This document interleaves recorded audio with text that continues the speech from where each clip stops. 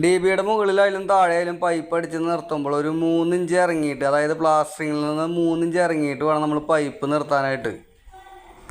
അങ്ങനെ ഭിത്തിയിലേക്ക് താഴ്ത്തി നിർത്തിയാൽ മാത്രമാണ് നമുക്ക് ഡി ബിയുടെ ഉള്ളിലേക്ക് കറക്റ്റായിട്ട് ആ പൈപ്പ് ഇറക്കാനായിട്ട് സാധിക്കുകയുള്ളൂ. അതുപോലെ ഓരോ പൈപ്പ് അടിച്ച് കഴിഞ്ഞാൽ ഓരോ ആണി വെച്ചെടുക്കുന്നത് നല്ലതായിരിക്കും. ഈ ആണി വെക്കുന്നതിൻ്റെ ഉദ്ദേശം ഡി ബിയിലേക്ക് പൈപ്പ് നീളം കുറവുണ്ടെങ്കിൽ നമുക്ക് കപ്ലിംഗ് അടിച്ച് കയറ്റിയിടാനായിട്ട് എളുപ്പമുണ്ടായിരിക്കും. അപ്പോൾ ഏകദേശം നമ്മുടെ ഡി ബി ഫിക്സിങ് കഴിഞ്ഞിട്ടുണ്ട്. ഇനി നമ്മൾ സിമെൻറ്റ് കറക്റ്റായിട്ട് പാക്ക് ചെയ്തിട്ട് ഫിനിഷ് ചെയ്യണം. ഓരോ പൈപ്പിൻ്റെ ഇടയിൽ ആണി വെച്ചത് കൊണ്ട് തന്നെ നമുക്ക് നീളക്കുറവുള്ള എല്ലാ പൈപ്പുകളും കറക്റ്റായിട്ട് കപ്ലിംഗ് അടിച്ച് കയറ്റിയിടാനായിട്ട് സാധിച്ചു.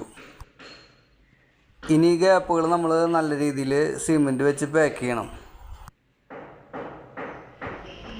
അപ്പോൾ നമ്മുടെ സിമെൻറ്റ് പാക്കിങ്ങും അതുപോലെ ക്ലീനിങ്ങും എല്ലാ പരിപാടിയും കഴിഞ്ഞിട്ടുണ്ട്.